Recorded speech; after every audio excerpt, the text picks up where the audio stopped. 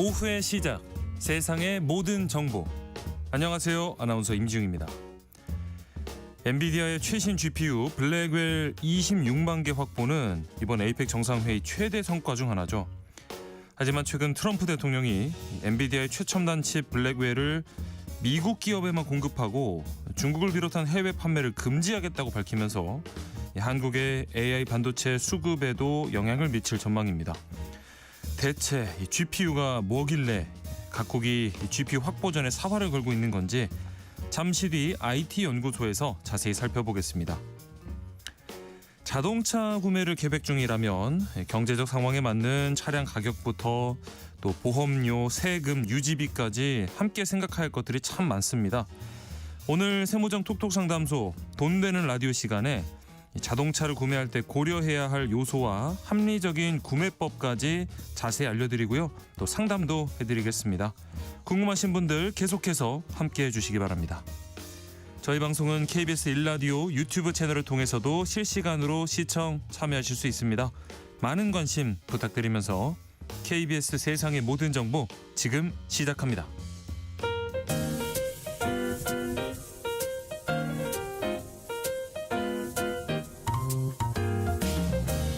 정신없이 바쁜 하루 놓치면 안 될 경제 사회 분야 뉴스를 한 번에 정리해드립니다. 하프타임 뉴스.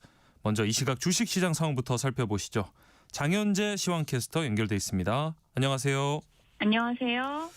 어제 4,200선마저 가뿐하게 돌파했던 코스피가 오늘은 다소 주춤한 모습이네요. 네, 맞습니다. 숨가쁘게 달려오던 코스피가 5거래일 만에 하락합니다. 최근 한 달간 약 20% 정도 단기간에 급증했던 만큼 네. 필요한 조정이란 해석도 있는데요. 일단 지수는 4,200선을 반납했습니다. 현재 1.5% 약세로 4,158포인트 가리키고 있습니다. 오늘 수급적으로는 외국인과 기관 양 매도를 보여줍니다. 특히 외국인이 매도 우위를 보여주고 있는데요. 1조 5천억 원 넘게 팔아치우고 있고요. 기관 역시도 4,370억 원 매도 우위 기록 중입니다. 개인 홀로 2조 원 가까이 순매수하고 있습니다. 시가총액 상위 종목 중에서는 그동안 지수의 상승을 이끌었던 반도체 투톱의 낙폭이 커지고 있습니다. 예. 현재 삼성전자가 3% 가까이 내리면서 11만 전자를 반납했습니다. 10만 7천 원대고요. SK하이닉스는 4% 가까이 하락하면서 60만 원 선이 깨졌습니다. 반면에 코스닥 지수는 강세를 보이고 있어요. 네, 맞습니다. 코스닥은 상승세 이어갑니다. 그동안 코스피와 달리 코스닥 쪽 다소 부진한 모습을 보이면서 양시장의 격차가 크게 벌어졌었는데요. 네. 이 갭을 메우는 모습입니다. 현재 코스닥 1.75% 오름세로 930포인트 나타내고 있습니다.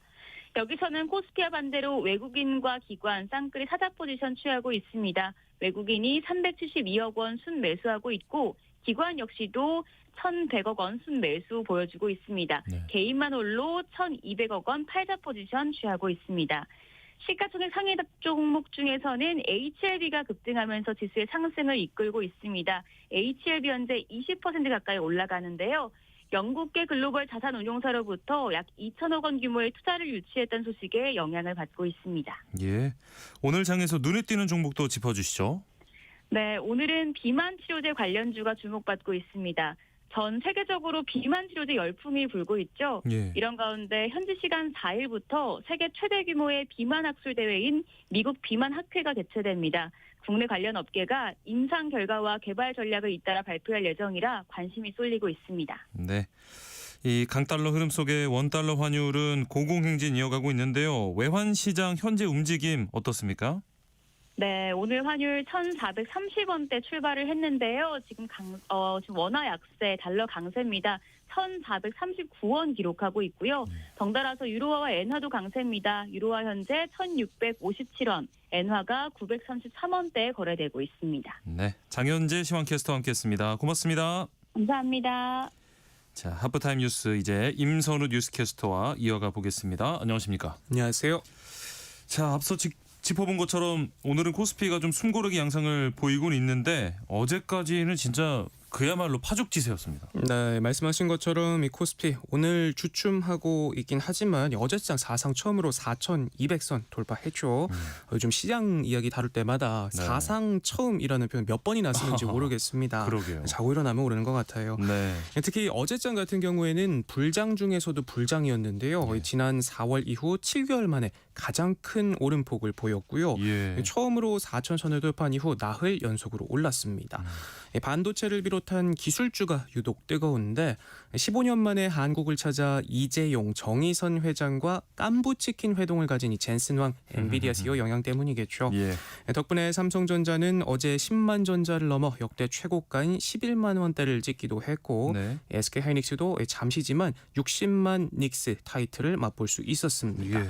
종목 쏠림도 역대급인데 두 종목의 시가총액은 1,100조 원, 전체 시총의 30%가 넘고요. 와, 네. AB 연준이 다시 돈을 풀기 시작할 것이라니 기대감, 또 대표 빅테크들이 잇따라 호실적을 내놓고 있다는 점도 시장에 불을 지피고 있고 예. 3차 상법 개정안 등도 긴 호흡에서 호재로 꼽히고 있습니다. 네. 다만 앞서 살펴본 것처럼 이 떨어진 종목이 오른 종목보다도 더 많고 일부 대형주가 흐름 전체를 주도하면서 상승 모멘텀이 퍼져나가기에는 한계가 있다는 분석도 나옵니다. 예. 실제로 코스피와 이 코스닥 간 격차는 사상 최대치로 벌어졌는데 상대 강도는 4배가 넘고요. 시가총액 차이도 7배가 넘습니다.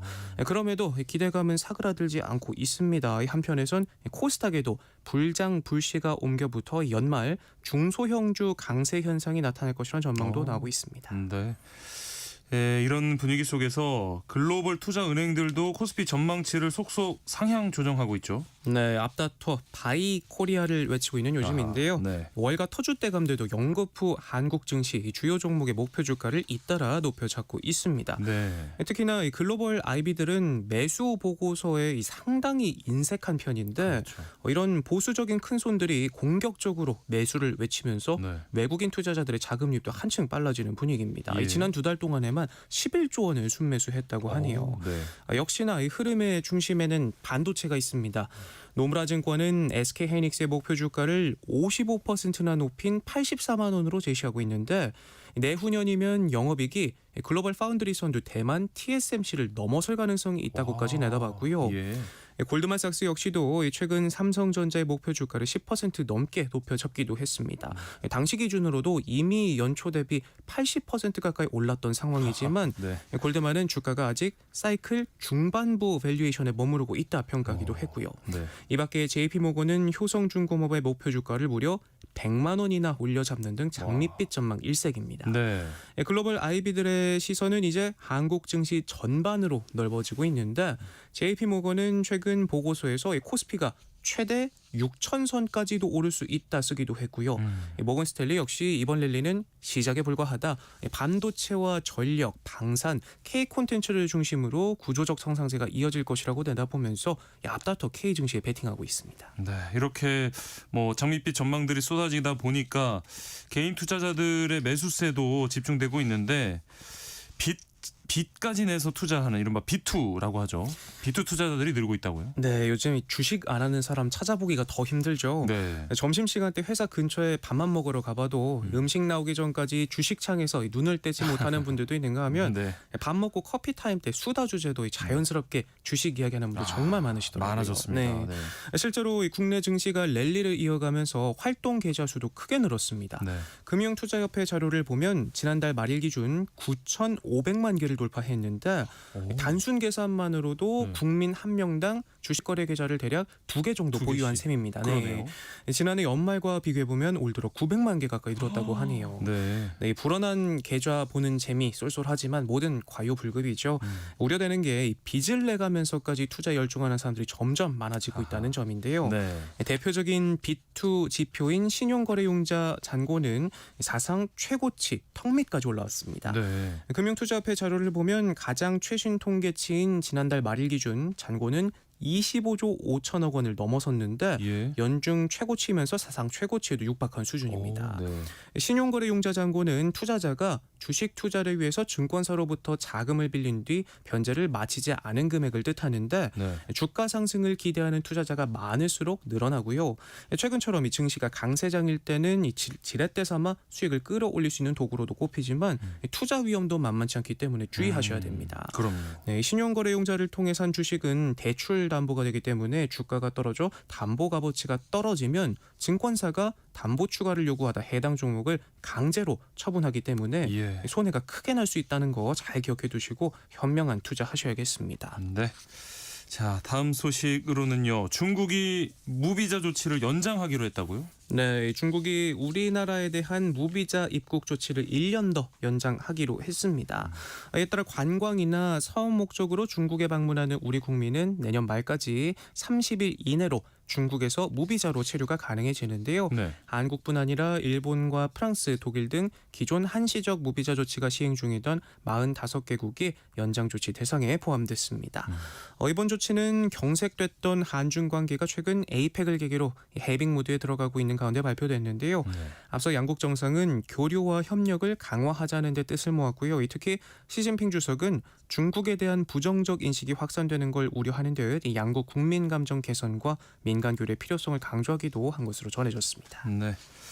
자, 그리고 지난달 소비자 물가가 2.4% 올라서 1년 3개월 만에 최고치를 기록했네요.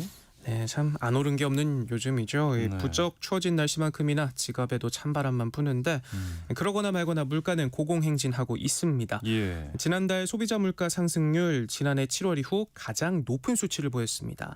국가데이처 자료를 보면 1년 전보다 2.4% 올랐는데 네. 꾸준히 2%대를 기록하다가 8월 한 차례 1.7%로 반짝 가라앉았다가 다시 2%대로 올라서더니 예. 지난달에는 오름폭이 더 커졌습니다. 사실 8월 같은 경우에도 SKT 사태로 통신비 요금 할인 때문에 나타난 일종의 착시 효과였죠. 네. 네, 뭐가 얼마나 올랐나 자세히 들여다보면 농축수산물 물가가 3% 넘게 뛰면서 전체 물가를 0.25%포인트 끌어올렸습니다. 아이고, 네. 이 중 축산물과 수산물이 각각 5% 넘게 올랐고요. 특히 사과와 쌀은 20% 넘게 올라 상승세가 두드러졌습니다. 예. 가공식품도 전달보다 상승폭이 둔화됐다고는 하지만 여전히 3.5% 높은 오름세를 보였고요. 네. 멈칫한 흐름마저도 이 추석 명절 할인 행사 등으로 가격이 하락했기 때문이란 분석입니다. 찰감 물가에 가까운 생활 물가 지수도 2.5% 올랐는데 당분간 제 가계부도 여전히 빠듯할 것 같습니다. 네. 이런 고물가에도 뭐 월급은 그대로다 이런 푸념 많이들 네. 하시는데 요즘에 이 엔잡러라고 하죠. 퇴근하고 다른 부업하는 분들이 크게 늘고 있다면서요? 네, 이 역시도 제 얘기네요. 네, 애기 분유값 보려면 열심히 뛰어야 합니다. 아이고, 네. 네, 말씀하신 것처럼 이 퇴근하고도 집으로 가지 못하고 다시 돈벌이에 나서는 프로 엔잡러들이 많아지고 있는데요. 네. 국가데이터처 자료를 보면 5년 연속 늘면서 70만 명에 육박해 역대 가장 많은 것으로 집계됐습니다. 네. 통계 작성 이래 가장 긴 기간 동안 증가세를 보이고 있는데 기회만 주어진다면 또 다른 일을 할 의사가 있다 답한 청년층도 1년 새 10% 가까이 늘었습니다. 네. 물가는 뛰는데 카드값 빼면 남는 월급이 없어서 본원만으론 생활이 어려운 직장인이 그만큼 많다는 거겠죠. 예.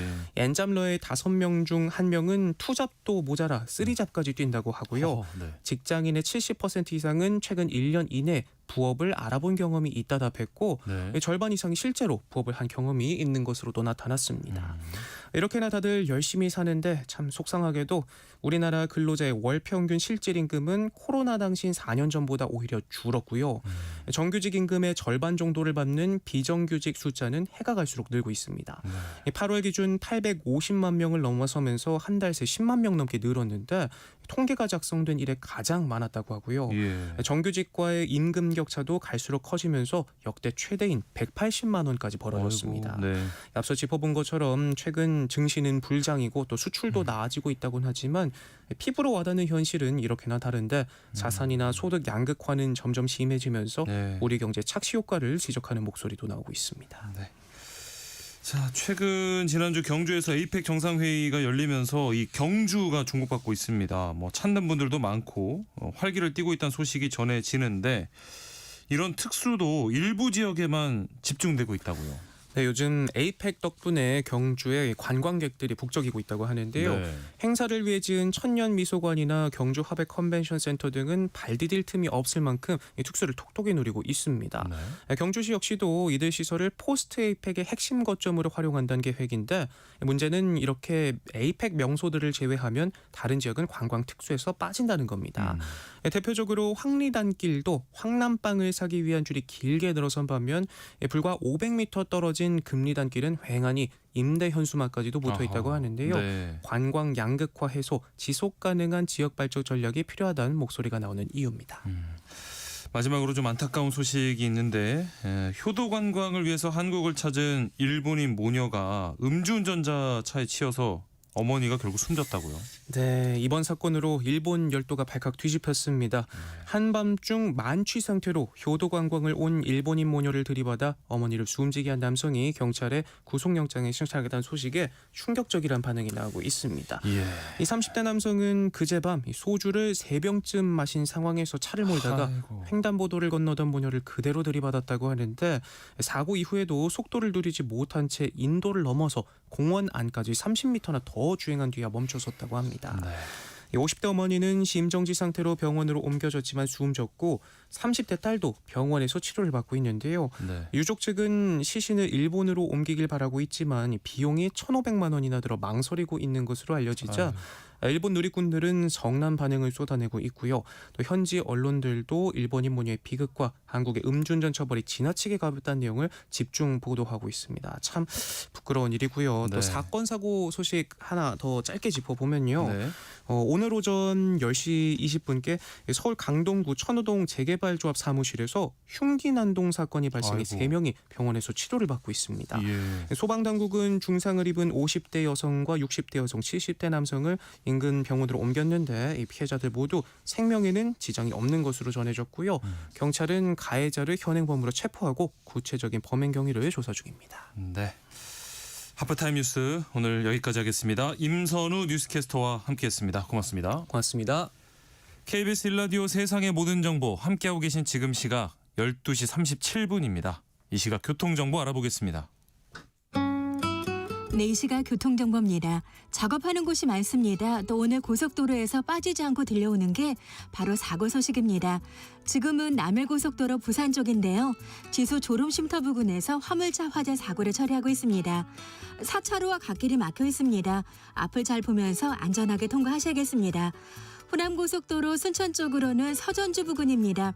이서 휴게소 부근에서 작업 중이라 속도가 떨어지고 있습니다. 2차로에서 도로 포장 보수 작업하고 있습니다. 서울시내 내부순환도로 성산 쪽이고요. 정릉터널에서 홍지문 터널 쪽으로 지체되는데요. 여기는 3차로에서 안전점검 작업하고 있습니다. 강변북로 동작대교와 마포대교 사이는 양방향으로 막히고 있고요. 이 사이 일산 쪽으로 원효대교 부근에서는 작업하고 있으니까요. 차로 변경 유의하시기 바랍니다. KBS 교통정보센터에서 이현입니다.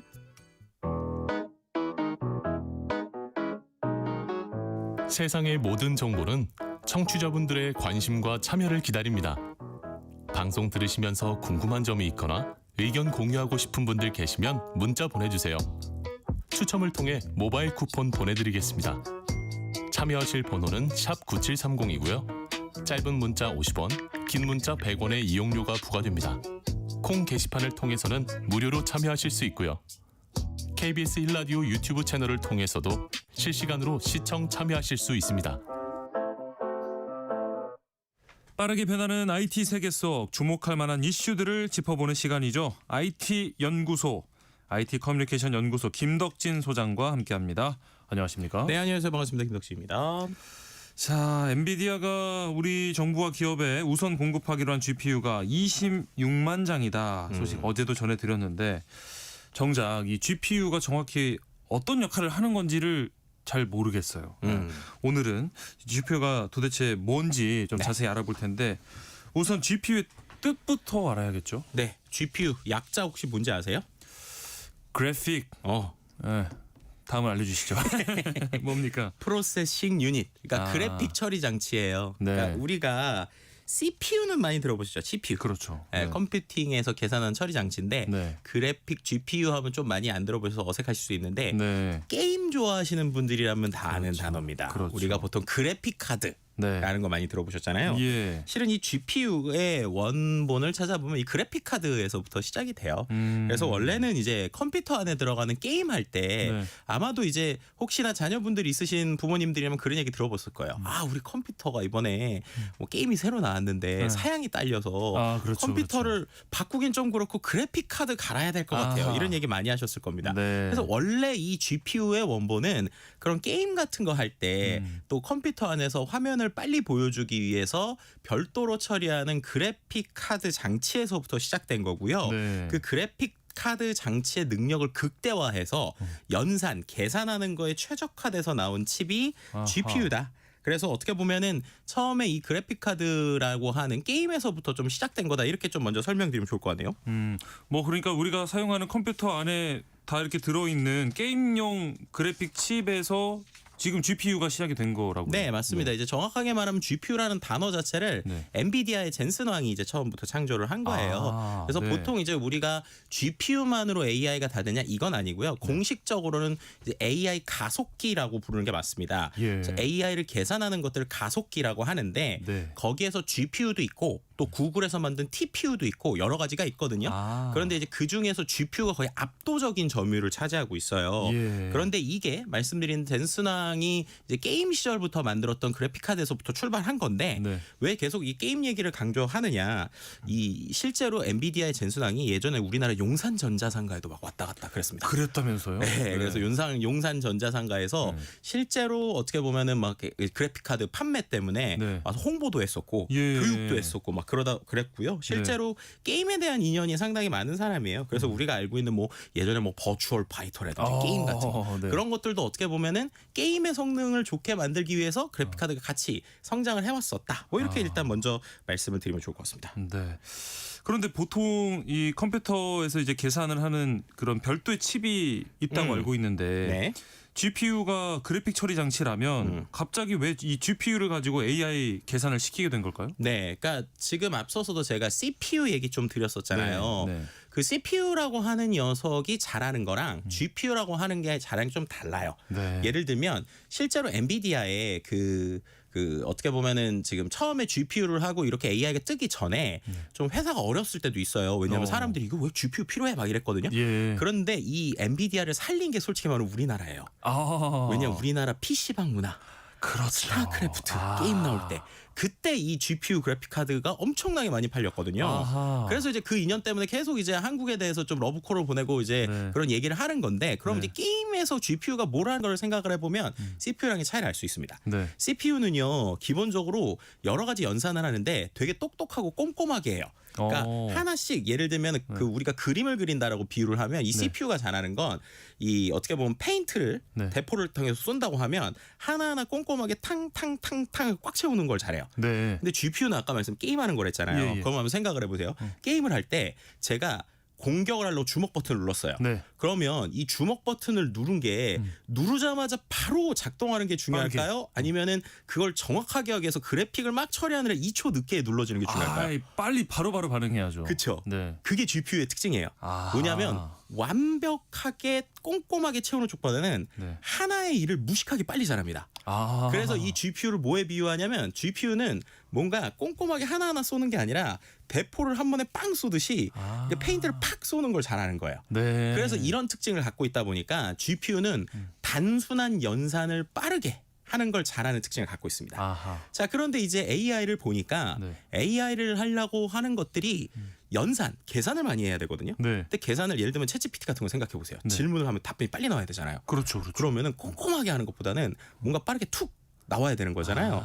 그럼 그런 걸 뭐가 잘할까라고 이제 AI 연구자들이 연구를 하다가 네. 야, CPU는 똑똑하긴 한데 꼼꼼하게 하는 게 좀 느리고 네. 상대적으로 가격이 비싸고 아하. 열이 나라는 게 있었어요. 근데 GPU는 상대적으로 가격이 좀 쌌습니다. 그때는. 네. 네. 그래서 그거를 가지고 해서 빨리 하면 되겠나라고 하나를 생각해요. 근데 거기서 또 GPU의 특징이 하나 있는데 네. 예전에 혹시 그래픽 카드 보신 분들 알겠지만 예전에 어떤 일이 있었냐면 컴퓨터 그래픽 카드의 칩 성능보다 게임 성능이 엄청 좋아지는 거예요. 아, 네. 그러니까 게임 그래픽이 너무 좋아지는데 GPU 한 대로 이제 그래픽 카드 처리가 안 되는 거죠. 예. 그때 엔비디아에서 무슨 생각을 했냐면 GPU가 한 대가 안 되면 그래픽 카드 두 대를 같이 두 개. 먹으면 되겠네. 아, 네. 라는 생각을 하게 됐고 네. 그때 병렬 처리하는 기술이 이제 시작이 됐어요. 아. 그래서 어떻게 됐느냐? 이 GPU의 특징은 하나가 아니라 여러 개를 연결할 수 있다라는 특징이 거기서부터 생긴 거예요. 아. 그래서 단순한 계산을 무식하게 빨리 해야 되는데 네. 하나로 하면 좀 안 되니까 네. 여러 개를 붙여서 빨리 하면 되겠네라고 생각을 한 겁니다. 오. 그래서 이제 비유를 하면 CPU는 되게 똑똑한 수학자가 수학의 어려운 것들을 꼼꼼하게 푼다고 생각하면 그렇죠. 네. 이 GPU는 한 중학생 정도 되는 친구들 머리를 한 10,000개 붙여서 빠르게 수학을 딱 계산을 하는 거예요. 다 달라붙어서 네. 동시에. 그래서 그런 거를 하는데 이른바 이제 AI를 가르치거나 학습을 하는 병렬 처리 이게 이제 어떻게 보면 행렬 계산하는 건데 네. 행렬 계산할 때 봤더니 기존 CPU보다 이 GPU로 하면 훨씬 더 빠르고 가성비 좋고 여러 개를 붙일 수 있으니까 복잡한 것도 할 수 있겠네. 난 이 두 가지 이유 때문에 GPU가 이제 제대로 쓰이게 됐다. 뭐 이렇게 좀 설명드리면 될 것 같습니다. 말씀 듣고 보니까 이 GPU가 급성장하게 되고 많이 이렇게 얘기가 들렸던 게 AI 이전에 또 있었던 것 같은데요. 맞습니다. 네. 실은 이제 우리가 한때 암호화폐, 맞아요. 채굴 막 이런 얘기 되게 많이 채굴, 했잖아요. 그렇죠. 이때 실은 한 번 더 난리가 났었어요. 가격이 엄청 올랐잖아요. 네, 그때 한번 기억해 보시면 막 갑자기 네. 그래픽 카드가 가격이 막 올라서 네. 이게 무슨 일이야? 막 PC방에 갑자기 채굴 맞아요. 써대고 막 이랬었잖아요. 네. 이제 그때도 똑같았던 거예요. 결국 채굴이라고 하는 행동도 이 연산을 해서 계산을 해서 뭔가를 풀어내는 거니까 네. 야, 이걸 잘하는 GPU를 쓰면 되겠네라고 생각을 했고요. 아하. 그래서 그 GPU를 갖고 계속 연산을 그렇게 하는 거를 연구자들이 봤더니 어차피 행렬 계산하는 거나 그 거기에 있었던 채굴하는 거나 비슷한 계산이니까 GPU로 해볼까라고 이제 했던 게 어떻게 보면 지금까지 이렇게 GPU가 엄청나게 자리를 잡게 됐다. 뭐 이렇게 말씀드릴 수 있을 것 같습니다. AI로까지. 네. 근데 이 궁금한 게 GPU라는 게요.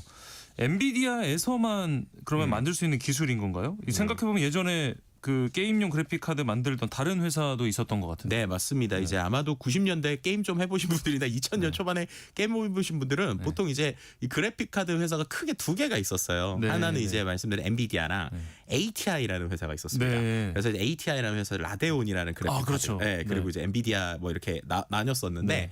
최근에는 이 ATI라는 회사가 이제 우리가 AMD에 인수가 됐어요. 그래서 AMD에도 실은 이러한 그 아까 말씀드린 GPU라는 용어 자체는 이제 그 젠슨왕이 만들어서 보통 우리가 이른바 GPU는 엔비디아에서 하는 걸 보통 통칭하고요. 네. 근데 같은 기능을 하는 AI 추론기로는 네. AMD도 있고 그리고 최근에는 이제 구글에서 만든 TPU도 있습니다. 네. 그런데 지금 왜 이 엔비디아가 급성장하는가에는 이 두 가지 핵심 기술이 실은 있어요. 이 GPU 말고도. 예. 그 중에 하나가 NVLink라는 기술이고 네. 또 하나는 쿠다라고 불리는 라이브러리 쿠다. 기술입니다. 조금 어렵죠. 예.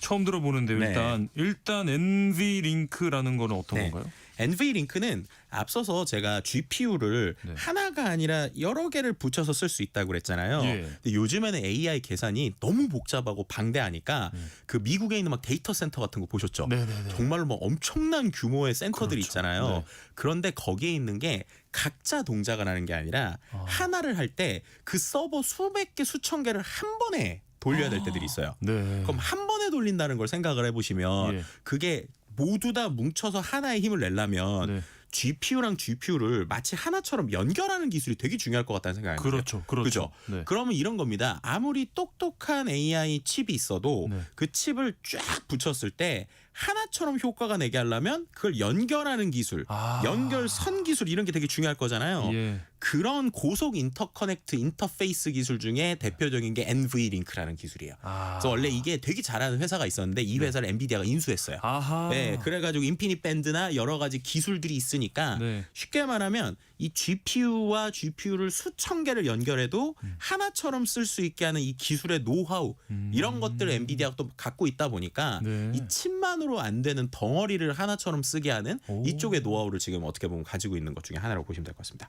NVLink는 이제 잘 이해가 됐고요. 너무나 네. 쉽게 설명해 주셔서 쿠다라는 이야기도 기술 이야기도 해주셨는데 네. 이건 쿠다는 뭐냐면요. 네. 이렇게 설명드리면 될 것 같아요. 그러면 이제 뭔가 내가 AI 개발을 준비가 됐어요. 네. 그럼 개발을 하려면 뭔가 컴퓨터 프로그래밍 언어 같은 걸 배워서 해야 될 거잖아요. 네, 네. 그러면 이제 이것도 뭔가 우리가 쓰는 컴퓨터 프로그래밍 언어 중에 하나가 있을 거잖아요. 예. 그런 대표적인 라이브러리 중에 하나가 이 쿠다라는 거예요. 쿠다. 네, 근데 이 쿠다라는 것 자체도 엔비디아가 만든 겁니다. 아, 그러니까 뭐냐면 엔비디아에서 처음부터 이런 거를 수십 년 동안 해왔잖아요. 네. 그러니까 이렇게 여러 개 뭉쳐서 계산하는 방식 자체를 엔비디아가 표준처럼 만들어 놓은 거예요. 그럼 어허. 생각해 보시면 내가 AI 개발자예요. 10년 이상 이 쿠다라는 걸 써오고 있어요. 예. 근데 갑자기 새로운 회사가 칩을 만들었어요. 근데 거기서 쿠다가 안 돌고 자체 또 다른 프로그램을 배워야 돼요. 아 그러면 좀 꺼려지게 되죠. 그렇죠. 그럼 네. 이제 어떻게 보면 대표님들은 이게 좀 더 싸면 이거 쓰자 이러는데 개발자들은 아니 지금 나 불러주는 데가 이렇게 많고 예. 내가 10년 이상 노하우를 가지고 있는데 저기로 굳이 왜 가요? 라고 할 수 있잖아요. 그렇죠. 그게 또 하나의 장벽이 되고 있어요. 아하. 그래서 이 쿠다라는 기술 자체를 엔비디아에서 만든 GPU에서만 쓰고 그게 전 세계 엔지니어들이 거의 표준으로 쓰니까 아하. 다른 데들이 뭔가 칩을 만들어도 그럼 칩 만드는 걸로 되는 게 아니라 그걸 또 교육을 해야 되고 네. 그리고 거기에 있는 또 병렬 칩을 막 하는 노하우들이 있어야 되잖아요. 그렇죠. 그런 이유들 때문에 어떻게 보면 단순히 이 칩만 만드는 거면 그냥 엔비디아 뭐 따라갈 수 있어라고 할 수 있는데 네. 그 노하우와 이 방법이 같이 성장을 하니까 아하. 격차가 이제 생각보다 좁혀지지 않는 이런 이유들이 있다 이렇게 좀 말씀을 드리면 좋을 것 같습니다. 야, 엔비디아가 이 GPU가 사실상 시장을 독점하고 있는 게 여러 가지 이유가 있었네요. 네. 최근에는 뭐 그래도 다른 기업들이 가만히 있을 수 없으니까 다른 글로벌 빅테크 기업들이나 뭐 국내 기업들도 이제 자체 반도체를 개발하고 있는데 네.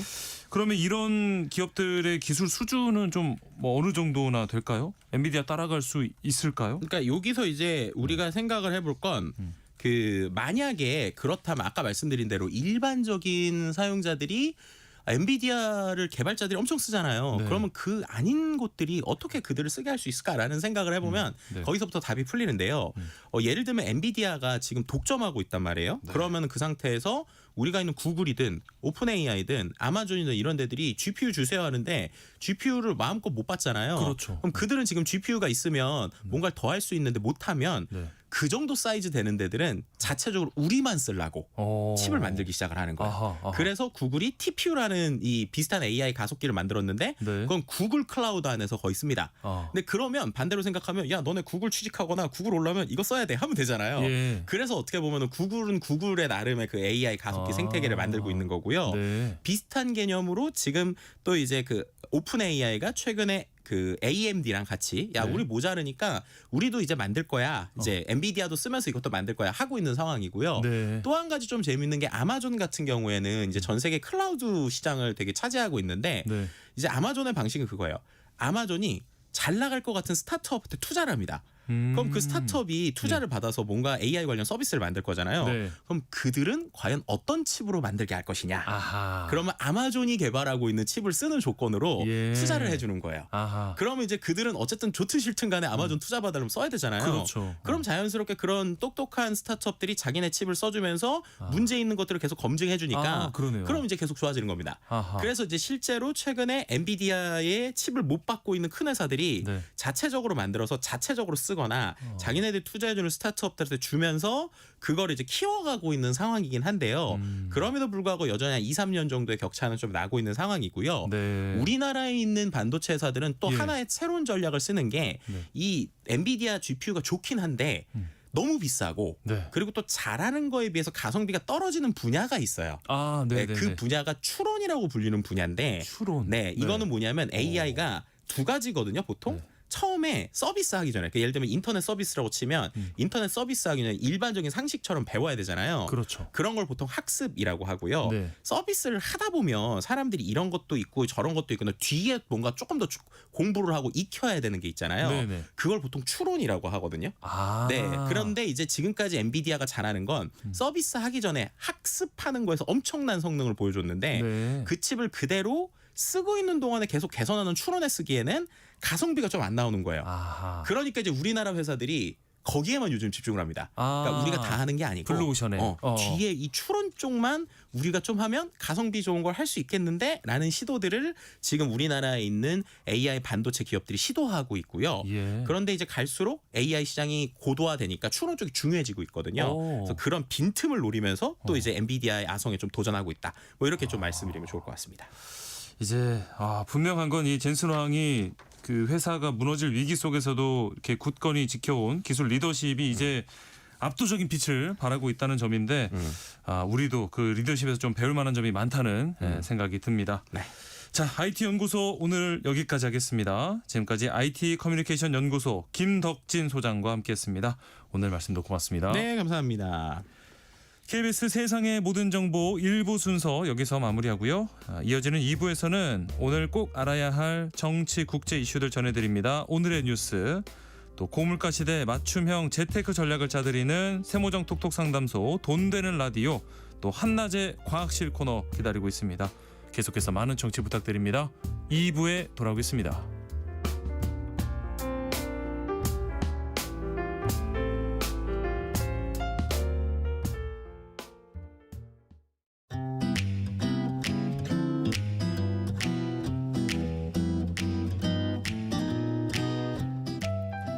안녕하세요. 바른말 고운말입니다.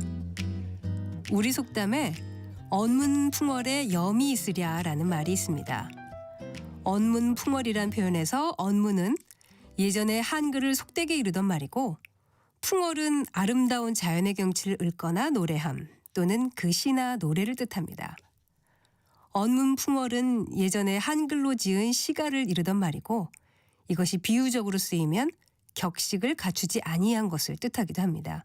이 속담에 나오는 염은 한시를 지을 때 글자의 음의 높낮이를 맞추는 방법을 의미합니다.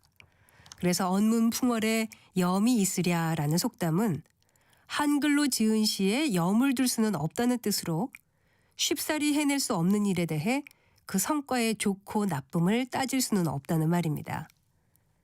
속담의 뜻풀이에 나온 쉽사리는 아주 쉽게 또는 순조롭게라는 뜻의 부사입니다.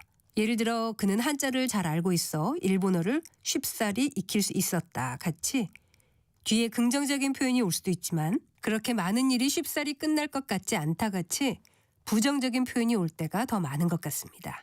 쉽사리와 비슷한 뜻을 가진 고유어 부사로 간대로라는 표현이 있습니다. 이 부사는 주로 뒤에 아니다, 않다 따위의 부정어와 호응해서 사용되는데, 예를 들어 그 일이 간대로 될 것 같지는 않다라고 하면 쉽사리 될 것 같지 않다는 뜻이고, 하늘을 보니 간대로 비가 그치지는 않겠다라고 하면 비가 쉽사리 그치지 않겠다라는 뜻입니다. 지금까지 바른말 고운말 아나운서 국혜정이었습니다.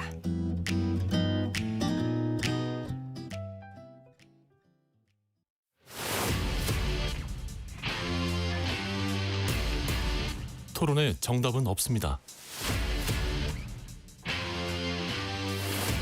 토론이 세상을 바꿀 수도 없습니다.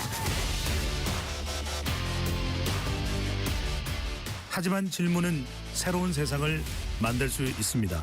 질문으로 올바른 세상을 만드는 첫걸음. 평일 저녁 7시 20분 KBS 열린 토론.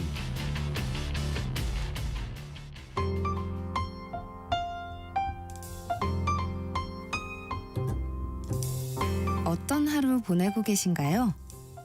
눈코 뜰 새 없이 바쁘게 지나가는 한 주. 따뜻한 시선으로 하루를 마무리합니다. 당신을 위한 지식 쉼터. 오늘 밤 일라디오. 월요일부터 금요일. 매일 밤 10시 5분에 시작합니다.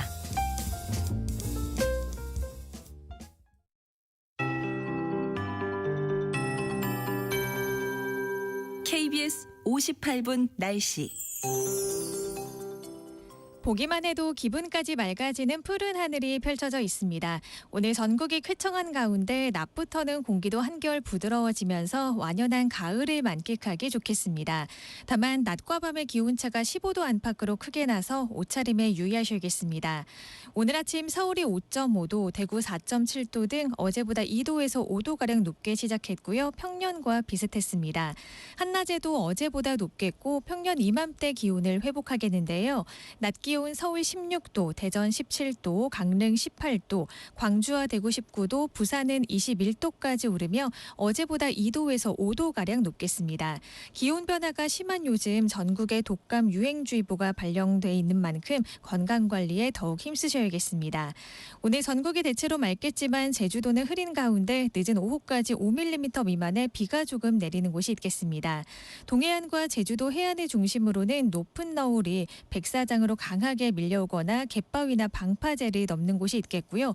내일부터는 바닷물의 높이가 높은 기간입니다. 해안가 안전사고에 각별한 주의가 필요합니다. 당분간 전국이 대체로 맑은 가운데 주말까지 평년보다 온화한 늦가을 날씨가 이어지겠습니다. 절기 입동인 금요일에는 강원 영동에, 주말에는 남부지방에 비 소식이 있습니다. 현재 서울의 기온은 15.2도입니다. 조하늘입니다.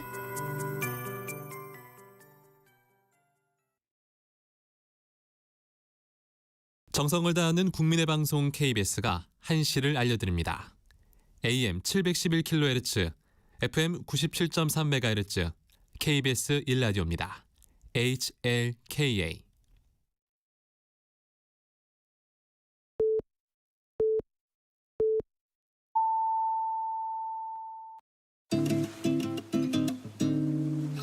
나른한 오후를 책임질 영양 만점 지식 비타민.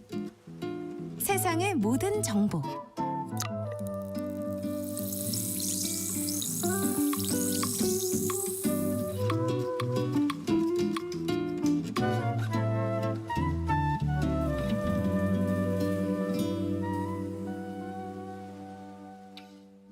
세상의 모든 정보 2부 시작합니다. 2부에서는요. 정치 국제 이슈를 전해드리는 오늘의 뉴스 하고요.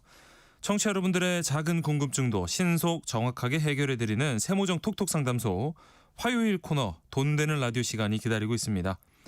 오늘은 예산부터 또 결제 방식까지 자동차 구매할 때 고려해야 할 사항들 자세히 알려드릴 예정입니다. 평소 관련 고민이 있으셨다면 저희가 상담도 해드리고 또 추첨을 통해서 총 5분께 커피와 베이글 모바일 쿠폰도 보내드릴 예정이니까요. 미리 문자 많이 보내주세요. 문자 보내실 곳은 샵 9730번입니다. 짧은 문자는 50원, 긴 문자는 100원의 정보 이용료가 있고요. 콩 게시판에선 무료로 참여하실 수 있습니다. 라디오 정보센터 뉴스 먼저 전해드립니다. 이재명 대통령이 취임 후 두 번째 국회 시정연설에 나서 728조 원 규모의 내년도 예산안 방향과 정책적 필요성을 설명했습니다. 이 대통령은 인공지능 시대를 여는 대한민국의 첫 번째 예산이라며 초당적인 처리 협조를 당부했습니다. 더불어민주당은 정부 예산안은 경제와 민생 회복에 시급한 것이라며 늦어도 다음 달 4일까지 통과되도록 야당의 협조를 당부했습니다. 국민의힘은 내란 특검이 추경호 전 원내대표 구속영장을 청구한 것은 야당 탄압이라고 항의하며 시정연설에 불참했습니다. 김건희 특검팀이 김건희 씨의 어머니와 오빠 그리고 신수진 전 대통령실 문화체육비서관을 소환했습니다. 내란 특검팀은 조태용 전 국가정보원장을 피의자 신분으로 다시 소환했습니다. 윤석열 전 대통령은 내란 특검이 추가 기소한 체포 방해 혐의 재판에 출석했습니다. 고용노동부가 20대 직원 과로사 의혹이 불거진 유명 베이커리 카페 런던 베이글 뮤지엄의 전 지점과 운영사 LBM의 계열사 등 총 18개의 사업장으로 근로감독을 확대하기로 했습니다. 지금까지 라디오 정보센터 뉴스 정한나였습니다.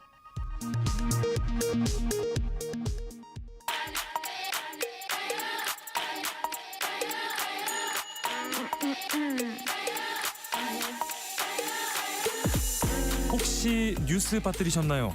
한낮에 전해진 소식들 꼼꼼히 정리해드리겠습니다. 오늘의 뉴스 조현정 시사평론가와 함께합니다. 안녕하세요. 네, 안녕하세요. 자, 더불어민주당이 재임 중인 대통령에 대한 재판을 중지하는 형사소송법 개정안 추진하려다가 하루 만에 철회를 했습니다. 아무래도 대통령실의 강한 제동이 작용한 걸로 보여요. 네, 어제 저희가 이 민주당이 재판중지법 하지 않는다 하고 네. 입장을 밝히면서 이걸 낮에 전해드렸었는데 네. 이때 민주당 박수현 수석 대변인이 설명할 때만 해도 이제 당의 입장 정리처럼 딱 그렇게 무난하게 나왔어요. 네네. 근데 그 이후에 대통령실에서 더 강한 메시지가 나온 거죠. 예. 원래 대통령실 강유정 대변인도 뭐 재판중지법이 그렇게 뭐 필요하진 않을 것 같다라는 취지로 언급을 했었고 네. 뭐 언론사마다 대통령실 고위 관계자 발로 대통령실 의중 부정적이라는 걸 민주당에 전했다. 뭐 이런 말들이 나왔습니다. 네. 그러다가 대통령실 강훈식 비서실장이 예고에 없던 브리핑을 자처해가면서까지 메시지를 낸 거예요. 예. 당에는 사법개혁안 처리 대상에서 재판중지법 제외해달라고 요청을 했다. 그러면서 덧붙인 말을 주목해 볼 만한데요. 네. 대통령께서 더 이상 정쟁에 끌어들이지 말고 민생과 경제를 살리는 데 더 집중할 수 있도록 해달라고 요청했다고 해석해도 될 것 같다라는 거예요. 네. 그러니까 애둘러 말했지만 대통령과 대통령실의 뜻이 담겨 있다는 거고 그러네요. 예, 여기서 포인트는 강훈식 실장이 예정에 없던 브리핑을 했고 네. 그리고 대통령을 끌어들이지 말라라는 표현 수위를 냈고 네. 네. 그리고 또 대통령이 야당이 아닌 여당에다가 어떤 뭐 일종의 경고 같은 메시지를 낸 거죠. 네. 그렇다면 이 민주당은 대통령실과 사전 교감이 없이 재판중지법을 꺼내든 것인가. 근데 이거는 물리적으로 생각해 봤을 때 대통령실은 에이펙 있고 관세 협상 때문에 이런 것까지 뭐 깊숙하게 관여하고 얘기를 하기는 어려웠을 것 같아요. 네. 그리고 뭐 민주당에서 박수현 대변인이 그렇게 회견한 이후에 우상호 수석 비롯해서 뭐 그래서 당 지도부하고 연락을 하면서 그때부터 당내 기류가 확 바뀌었다. 이런 얘기도 있는데요. 네. 중앙일보에 인터뷰한 한 익명의 민주당 의원은 대통령은 항상 자신의 신상 관련한 법안은 무리해서 처리하지 않았으면 좋겠다는 입장을 그대로 견지를 해왔는데 네. 정청래 대표가 의사 확인 없이 뭐 공식화했다라고 이런 얘기도 있고요. 뭐 또 예. 다른 의원은 의중 파악을 똑바로 못한 당 대표에게 자기 정치를 하지 말라고 대통령실이 말한 것이다. 이렇게 뭐 해석을 하는 시각도 있습니다. 해석은 다 각자 다르지만은요. 네. 네, 사실 이 재판중지법을 원한 거는 이게 화두에 오르기를 원한 거는 국민의힘일 거예요.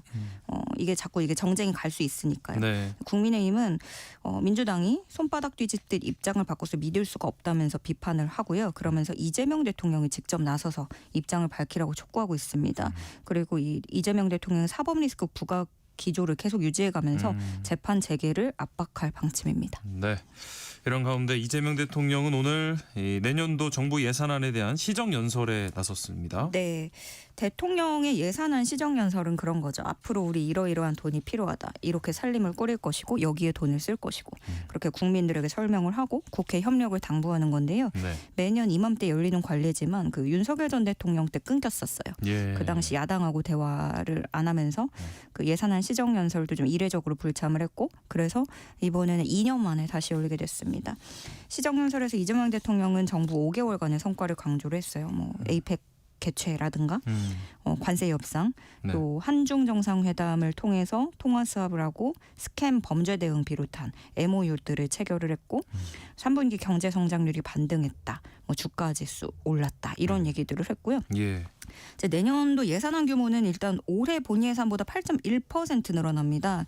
근데 여기에는 이제 AI, 뭐 R&D 이쪽에 집중 투자를 하겠다는 내용들이 들어 있어요. 네. 피지컬 AI 선도국가 달성을 목표로 하고 GPU를 15,000장 추가 구매해가지고 35,000장 확보하고 R&D 투자에 19% 넘게 증가하는 35조 3천억 원 투입하겠다라는 거고요. 예. 그 외에도 뭐 취약계층 보호를 위해서는 기준 중위소득을 6.51% 인상하고 4인 가구 생계급여 월 200만 원 이상 그렇게 확대를 하고 재해 재난 예방에도 5조 5천억 원을 편성한다는 내용들이 들어 있습니다. 네.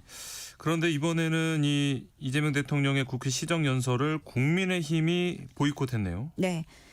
그 배경으로는 어제 이 내란 특검이 네. 추경호 전 원내대표 구속영장을 청구를 했죠. 예. 내란 중요임무 종사 혐의로 구속영장 청구를 했는데 네. 그래서 국민의힘은 오늘 시정연설에 이재명 대통령이 국회에 도착했을 때 영정사진들을 들고 이제 안에 안 들어가고 예. 고함을 치고 그렇게 하는 상황이었어요. 그렇게 보이콧을 했고 추경호 의원은 자신은 불체포 특권 뒤에 숨지 않고 당당히 임하겠다.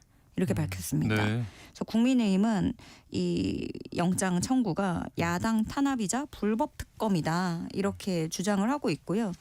반대로 이 시정연설에 대해서 정청래 민주당 대표는 뭐 A100도 A급이고 시정연설도 A급이다 이렇게 추켜 세워서 야당과는 정반대의 메시지를 냈는데 사실은 아까 말씀드린 그 재판중지법에서 그런 잡음이 있었잖아요. 네. 근데 연이어서 이런 당정의 어떤 엇박자가 나는데 그런 것들을 의식한 코멘트다. 이렇게 좀 볼 수 있겠고요. 네. 일단 예산안으로 다시 돌아가면 국회가 내일 예산안 공청해가지고 모레 종합정책 질의를 합니다.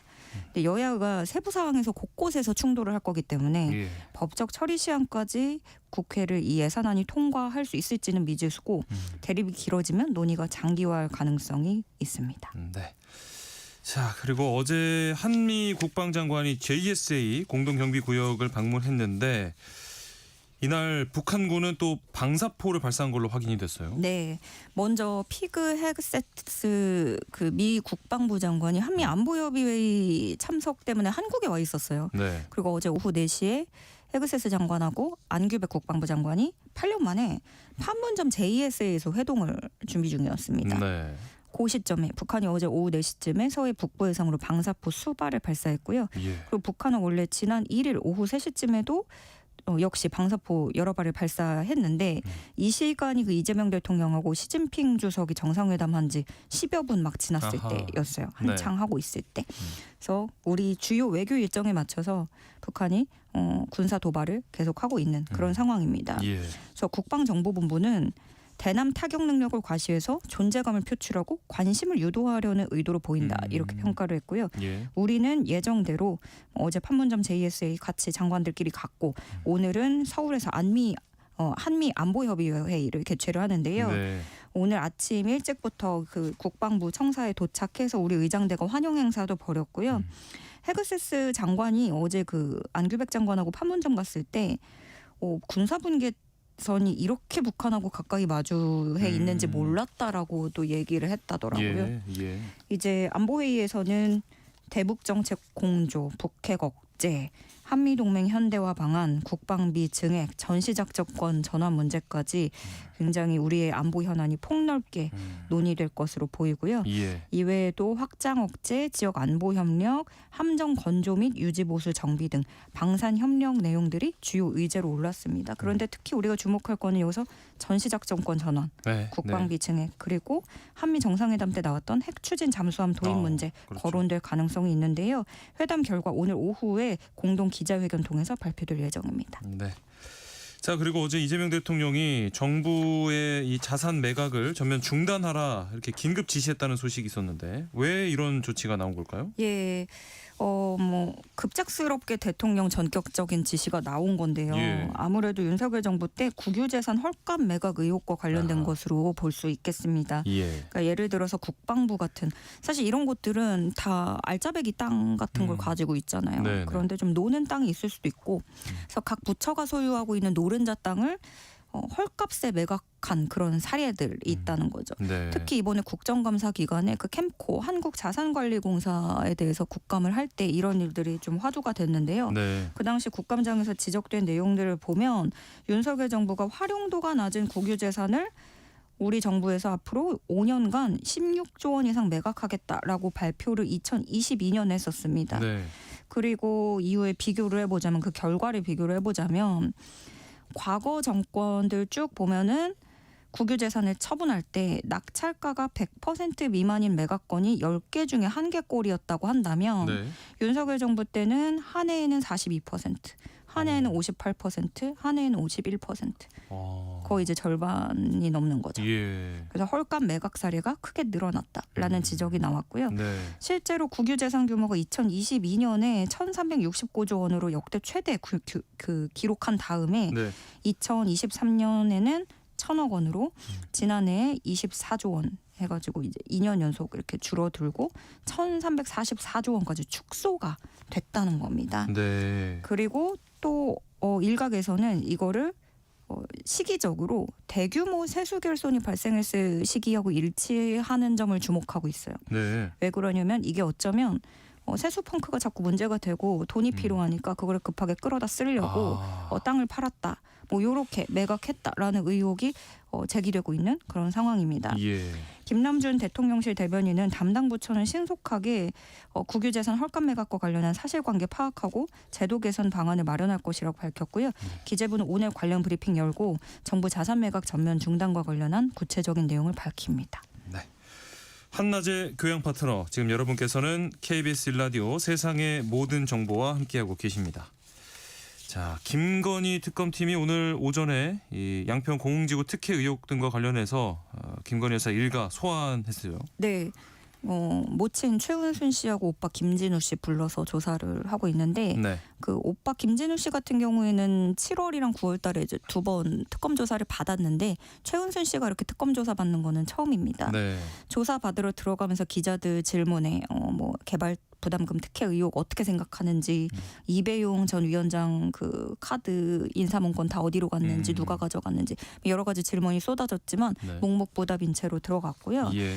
이 일가 김건희 여사의 일가 양평 공흥지구 특혜 의혹이 일단 커다랗게 걸려 있고 네. 그 외에도 증거인멸 의혹도 수사 대상인데요. 네. 그러니까 이거는 특검이 최은순 씨의 요양원을 압수수색할 때 그 금거부기를 줬다는 이배용 전 국가교육위원장이 건넸던 당선 축하 카드가 있었고 네. 그리고 거기에 그 리스트가 있는데 현직 경찰 4명의 이력이 담긴 인사문건, 어쩌면 이게 청탁일 수도 있겠다 이렇게 보는 그렇죠. 네. 그거를 발견을 했는데 네. 그 당시에 특검팀이 그걸 못 갖고 온 거는 영장이 없었어요. 그것까지 그 하는 영장이 없어서 네. 그 해당하는 영장을 다시 발부받고 가봤더니 그게 없더라. 사라졌어요. 네.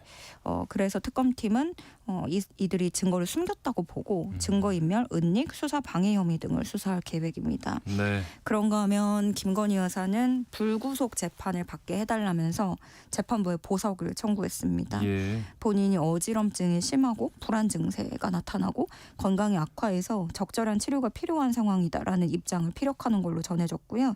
근데 오는 5일에 재판이 또 예정돼 있어요. 네. 그렇기 때문에 이때 공판 끝나고 보석 신문기일 관련해서 언급이 이루어질 것으로 전망됩니다. 네. 어제는 윤석열 전 대통령 내란 재판이 있었는데요. 여기서 또다시 윤 전 대통령과 이 곽종근 전 사령관 설전을 벌였고 그 과정에서 충격적인 증언이 또 나와서 파문이 일고 있습니다. 네, 이 지난번 공판 때도 윤석열 전 대통령이 증인인 곽종근 전 사령관을 본인이 직접 추궁을 했었죠. 그렇죠. 이번에도 마찬가지였어요. 네. 그러자 그 과정에서 곽종근 전 사령관이 입을 떼면서 한 말이 큰 파장을 일으키고 있는 건데 네. 개요는 이렇습니다. 지난해 10월 1일 국군의 날 행사 마친 뒤에 대통령 관저에서 만찬을 했는데 네. 윤 전 대통령이 한동훈하고 일부 정치인들을 호명하면서 내 앞에 잡아오라고 했다. 자기가 총으로 쏴서라도 죽이겠다고 했다. 이런 발언이었어요. 예. 네, 이 상황을 얘기하기 전에 왜 또 이런 얘기들이 나왔냐면 네. 윤 전 대통령이 곽종근 전 사령관을 추궁하고 또 이제 어떤 식으로 얘기를 이렇지 않느냐, 당신의 기억이 이게 오류가 있지 않느냐 이런 네네. 식으로 막 얘기를 하면서 나온 네. 말이 그런 거였어요. 우리 앉자마자 소맥이랑 폭탄주 돌리기 시작하지 않았냐. 그때 술 많이 먹었다. 거기서 무슨 시궁 이야기를 할 상황은 아니지 않았느냐. 뭐 이렇게 얘기를 한 거죠. 네. 그러자 곽종근 전 사령관이 그런 식으로 말씀을 하시니 제가 지금까지 말하지 못했던 부분을 얘기를 하겠다라고 작심 발언을 한 거죠. 그래. 그러면서 곽 전 사령관은 지금까지 검찰에서도 이런 얘기 나는 안 했고 못했는데 대통령 윤 전 대통령께서 그 말씀만 안 하셨어도 제가 여기서 지금 이런 말까지는 안 했을 텐데 네. 합니다라고 네, 이렇게 네. 얘기를 하게 된 거죠. 그래서 그런 폭탄 발언이 나오고 윤석열 전 대통령은 별말이 없었습니다. 어색한 웃음을 터뜨리면서 추가 질문은 따로 하지 않았고요. 예. 윤 전 대통령 측 변호인단이 입장문을 냈는데 해당 발언은 전혀 사실이 아니다. 변호인단 포함해서 우리 모두 처음 듣는 이야기이다. 윤 전 대통령은 그런 말을 한 적이 없다라고 반박을 했고요. 한동훈 전 대표는 참담하고 비통하다라는 입장을 글을 썼어요. 예. 그리고 또 한 가지는 국민의힘에서 이준우 미디어 대변인인데요. 네. 만약 그런 말을 했다면 친구들끼리 왕왕하는 농담 정도로 보인다. 이렇게 윤 전 대통령을 감쌌습니다. 네. 자, 그리고 경찰이 이 무혐의 처분했던 문재인 전 대통령 부인 김정숙 여사의 옷값 의혹을 재수사하게 됐어요. 네, 서울중앙지검이 지난달 28일에 김정숙 여사 특정범죄 가중처벌법상 국고 손실 등 혐의 사건을 재수사하라고 경찰에 요청했습니다. 네. 검찰은 이 사건 기록을 검토한 결과 재수사의 필요성이 있다고 판단돼서 서울경찰청에 재수사하도록 요청했다고 설명을 했고요. 네.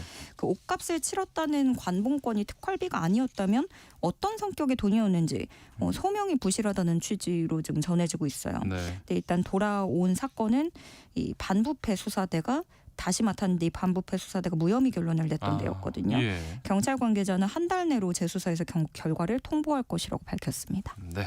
오늘 말씀 여기까지 듣겠습니다. 조현정 시사평론가와 함께했습니다. 고맙습니다. 네, 고맙습니다.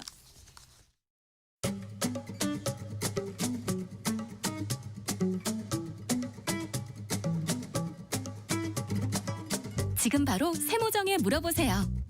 당신의 모든 궁금증을 풀어드리는 세모정 톡톡 상담소. 허리띠를 졸라 매도 벅찬 고물가 시대. 여러분 주머니 사정에 꼭 맞는 맞춤형 재테크 솔루션을 처방해드립니다. 세모정 톡톡 상담소 돈 되는 라디오 한국경제교육원 서형노 원장님과 함께합니다. 안녕하십니까? 안녕하세요. 자, 오늘은 자동차 구입과 관련된 내용이네요. 네, 맞습니다. 네. 그간 퇴직연금 그리고 부동산 경매 등에 대한 이야기를 쭉 이어왔는데요. 네. 좀 더 생활 밀착형 정보도 전해드리고자 준비해봤습니다. 네. 진행자님은 혹시 자차 보유하고 계신가요? 보유하고 있습니다. 네. 네. 10년 넘은 차량. 네. 굉장히 오래 잘 타고 타셨네요. 있습니다. 네. 그 많은 분들이 사회생활을 시작하고 월급을 받으면 두발이 되어줄 자동차 구매에 관심을 가지는데요. 그렇죠. 저는 사실 사회초년생들에게는 어느 정도 목돈을 모으기 전에는 차량 구입을 미뤄라는 얘기를 많이 합니다. 그 일단은 자동차 할부로 나오는 돈은 물론이고요. 네. 그리고 기름값, 보험료, 세금, 주차비, 수리비 등 지출 항목이 계속 늘어나잖아요. 맞아요. 그땐 몰랐어요. 네. 그리고 또 최근 대중교통 이용 요금이 오르긴 했지만 그래도 자동차를 운행하는 것보다는 훨씬 교통비가 적게 나가는 건 다들 알고 계시잖아요. 네, 네. 그래서 단순히 자동차를 사고 싶다 이런 마음으로 알아보고 계시다면 조금은 미뤄두길 권하고요. 예. 또 지방에 거주해서 자차가 있어야 이동이 편리한 경우 네. 그리고 또 업무상 자차가 있어야 되는 경우는 얘기가 좀 달라지지만 그렇죠. 이분들은 꼼꼼하게 자동차 구입 계획을 세워야 할 텐데요. 네. 진행자님은 자동차 구입 시 어떤 기준으로 차량을 그때 고르셨나요? 저는 무엇보다도 안전하다는 차량, 좀 그래서 튼튼하고 막 이 차량 문이 두껍고 막 이런 차를 골랐던 것 같아요. 네. 네. 드림카는 아니었죠? 드림카는 아니죠. 네. 네. 아직도 드림카는 드림카로 남아 있습니다. 네, 그러시는군요. 그 흔히들 드림카라고 하는 꿈꾸는 차량을 무리해서 구입하는 경우도 있고요. 네. 그리고 또 차량에 대해서 잘 모르지만 주변에서 추천해줘서 뭐 이 정도는 타야 한다는 얘기로 구입하는 경우도 많이 있습니다. 맞아요. 주변에서도 막 그래, 아이 너 정도면 이 정도 사야지 막 얘기를 해주고, 그리고 이렇게 차를 사러 가서 왜 보태보태병이라고 원래는 뭐 경차 이렇게 보러 갔다가 나중에 세단 타고 나온다는 얘기가 있잖아요. 이 개개인의 소득 수준에 맞는 적당한 이 자동차를 고르는 것도 굉장히 중요할 텐데 어떻게 계산해 볼 수 있을까요? 그 각 개인마다 상황마다 참 다릅니다. 네네. 근데 인터넷에 찾아본다고 해도 사람들이 말하는 적정 수준도 제각각이고요. 네. 근데 제가 생각하는 건 일단 미혼의 경우에는 연봉의 25% 수준에서 자동차를 구입하는 것이 적정선이라고 보는데요. 네. 물론 25% 많이 빡빡하고 그 돈을 어떻게 사지 이런 생각도 하실 겁니다. 예. 근데 다른 분들은 또 뭐 30%또 많게는 연봉의 50%를 얘기하기도 하던데 네. 그 차를 사면 뭐 할부비도 나가고 그렇죠. 그리고 네. 뭐 기름값이라든지 유지비가 나가잖아요. 예. 그래서 단순 제 기준에서 독립 후 결혼자금을 모으기 위한 적정선을 말씀드리는 거고요. 네. 맞벌이 부부의 경우 합산 연소득의 60%가 적정선이라고 여겨지나 개인 상황에 따라 달라질 수도 있겠죠. 네. 그리고 다른 대출 여부 또 가족 수, 차량 용도에 따라 조금 더 쓰거나 덜 들 수도 있습니다. 네. 하지만 아무리 내 집 마련이 되어 있고 대출이 없다고 해도 연소득의 100% 이상은 100% 이상의 차량을 구입하는 건 추천하지 않습니다. 네네. 근데 역시 소득별로 조금 기준을 달리 가져갈 수 있을 텐데요. 구체적으로 얘기를 드리자면 네. 연봉 6천까지는 재정에 부담이 안 되는 선에서 연봉의 30%에서 50%까지 가능하다 보고요. 오, 네. 또 연봉 6천 이상은 연봉의 50에서 70% 그리고 자영업자나 연봉 1억 이상의 고소득자는 네. 비즈니스적인 부분을 좀 고려해야 되잖아요. 네. 그래서 연봉의 70에서 100%까지도 생각해 볼 수 있습니다. 예. 하지만 차량을 구입할 때는 좀 전에도 말씀을 드렸지만 유지비도 고려해야 하고요. 그렇죠. 그리고 구입할 때 전액 현금으로 살지 않으면 카드 할부 하하. 그리고 캐피탈 등 여러 방식을 고려해서 지출 예. 계획을 세워야 하는데요. 그러려면 어떤 방식이 더 유리한지 따져봐야겠죠. 네네. 그래서 오늘은 자동차 구입 시 어떤 것들을 따져봐야 할지 자세히 살펴보겠습니다. 네, 좋습니다. 세모정 톡톡 상담소 돈 되는 라디오 오늘은요. 이 자동차를 구입할 때 재테크 관점에서 어떤 것들을 체크해야 할지 함께 살펴보도록 하겠습니다. 방송 들으시면서 궁금한 점 있으신 분들 문자 보내주시면 됩니다. 서영로 원장님이 상담도 해드리고요. 또 추첨을 통해서 따뜻한 커피와 베이글 쿠폰 보내드리겠습니다. 문자 보내실 곳 샵 9730번입니다. 짧은 문자는 50원, 긴 문자는 100원의 정보 이용료가 있고요. 콩 게시판이나 KBS 라디오 유튜브 채널 통해서는 무료로 참여하실 수 있습니다. 자, 앞서 말씀해주신 가이드에 따라서 적정 수준의 자동차를 골랐다고 하면 이제 이걸 어떤 방식으로 구매를 할지를 결정을 해야 되는데 자동차 대리점 이렇게 가보면 캐피탈을 또 많이 권하기도 하고 혜택도 꽤 좋아 보이더라고요. 네, 많이 권하죠. 네. 그리고 어떤 사람들은 그런 방법밖에 없다라고 생각도 많이 하는데 네네. 그 이유가 다 있죠. 일단 올해 기준 카드사의 신차 카드 할부 금리는 연 3에서 4%대인데 네. 캐피탈사는 최저 4에서 5%대로 금리가 더 높게 책정되어 있습니다. 네. 그래서 최근 카드 할부를 택하는 소비자가 늘었고 캐피탈사는 고독소는 상황이 이어지다 보니까 네.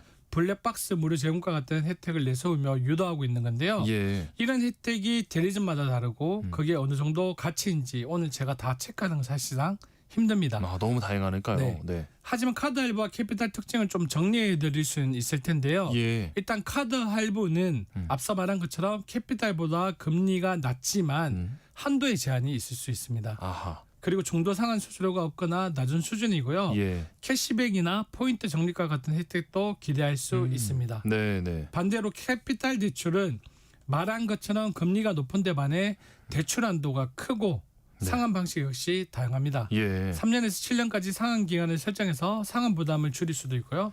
다만 중도 상환 수수료가 부과될 수 있고 또 대출로 간주되어 신용 등급에 영향을 미칩니다. 네. 그래서 전 캐피탈보다는 신용카드 할부 또 신용카드 할부보다는 현금으로 구입하는 걸 추천드리는데요. 네. 만약 초기 자금이 많이 부족하다면 신용카드 할부가 어려워 캐피탈을 택할 수밖에 없잖아요. 네. 하지만 저는 그런 상황이라면 자동차 구입 자체를 다시 고민해 보는 것을 추천드립니다.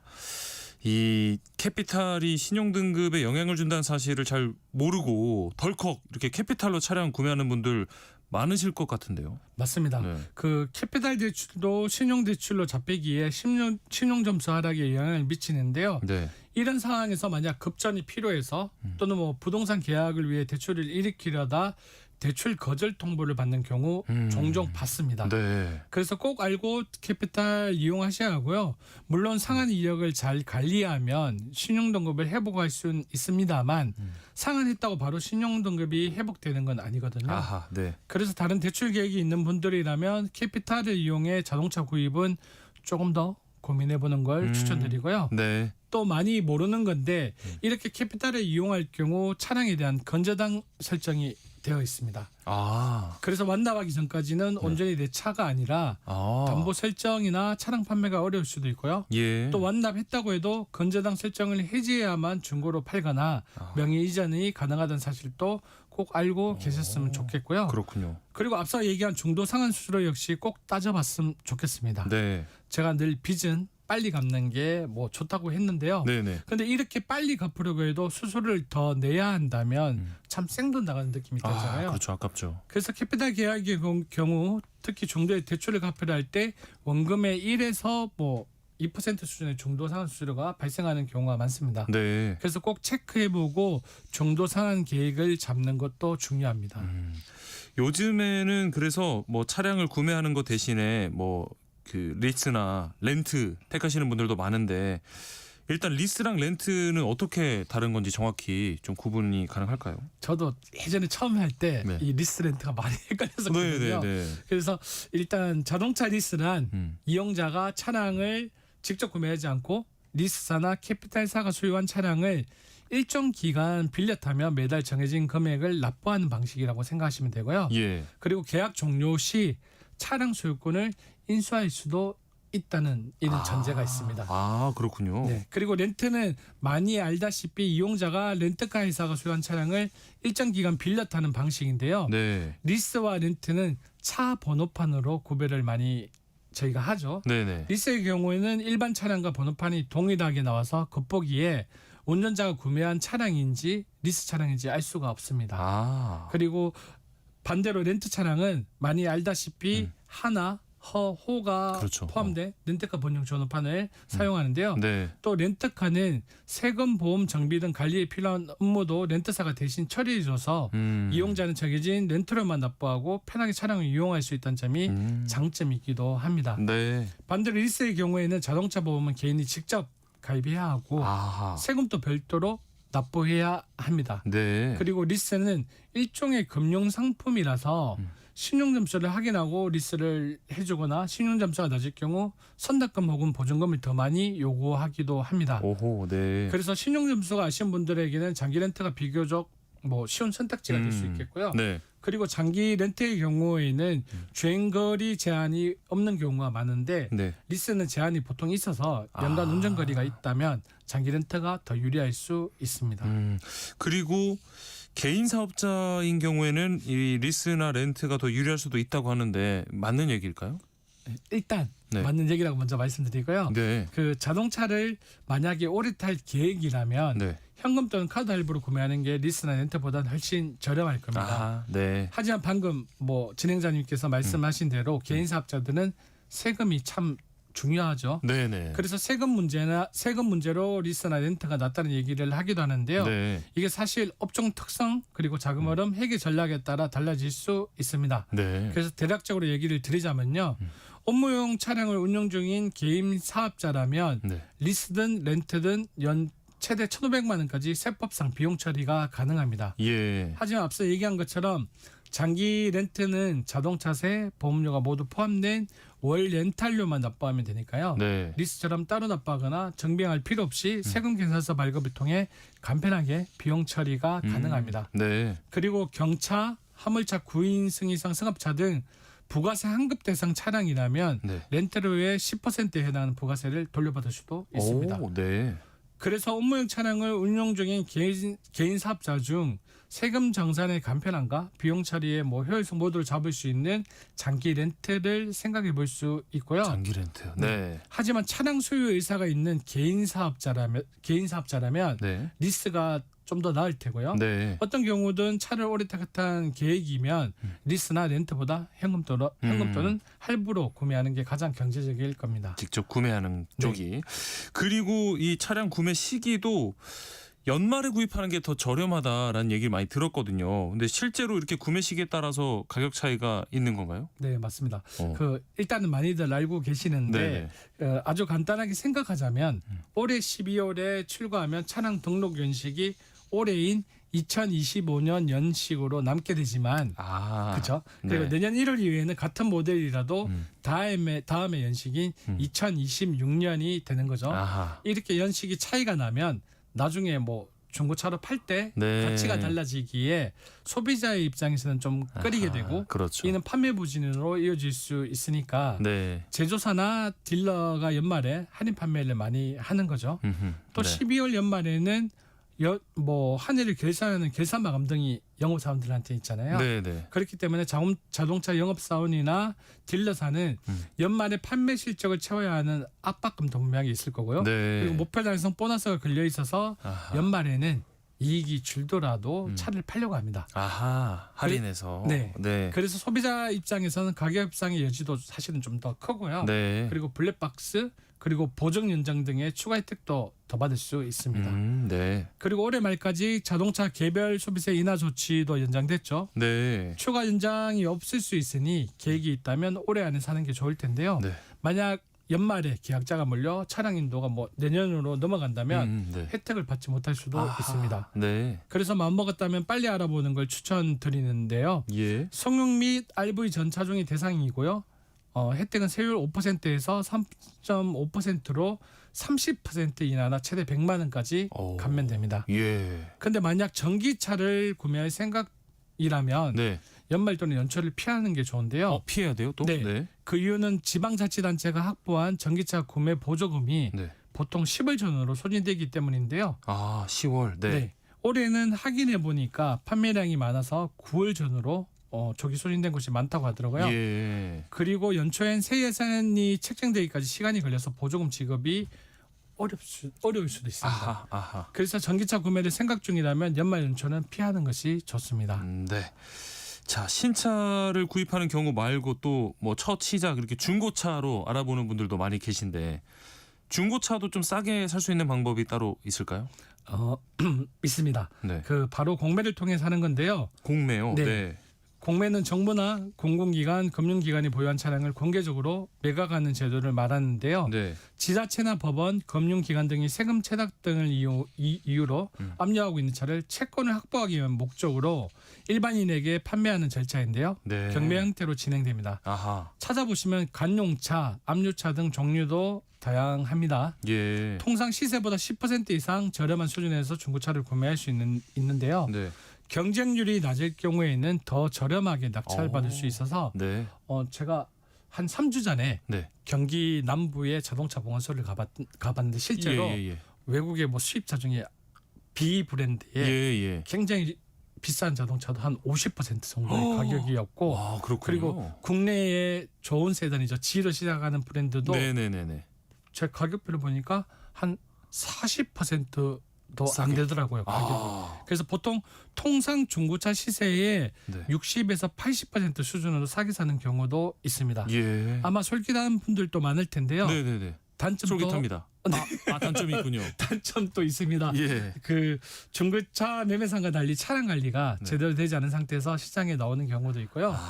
그리고 조금 오래 탄 차량도 많이 나옵니다. 그래서 낙찰받는 분이 꼼꼼하게 살펴보지 않으면 구입 후 수리비 등 차량 관리에 더 돈이 들어갈 수도 있고요. 네. 그래서 입찰 전 확인이 꼭 필요한데 고른 매물의 점검서를 인터넷으로 확인한 후 직접 가서 온라인에 올라온 사진과 다른 부분이 없는지 보는 걸 추천하고요. 예. 사고 이력도 조회를 해봐야겠죠. 네네. 이러한 공매 자동차에 대한 정보는 공매 포털 시스템인 온비드 그리고 자동차 공매 업체인 오토마트에서 확인할 수 있는데요. 네. 자동차 공매에 관심이 있다면 대상 차량 사진과 기본 점검 내용, 매각 예정 가격 등 꼼꼼하게 따져보고 도전해 보시길 추천드립니다. 네. 오늘은 자동차 구입 시 도움이 되는 정보 함께 살펴보고 있습니다. 방송 들으시면서 궁금한 점 있으신 분들 문자 보내주시면 서영로 원장님과 함께 상담해 드리겠습니다. 문자 보내실 곳은 샵 9730번이고요. 짧은 문자는 50원, 긴 문자는 100원의 정보 용료가 있습니다. 콩 게시판 KBS 라디오 유튜브 채널 통해서는 무료로 참여하실 수 있습니다. 가호의 시작 노래 듣고요. 상담으로 이어가겠습니다.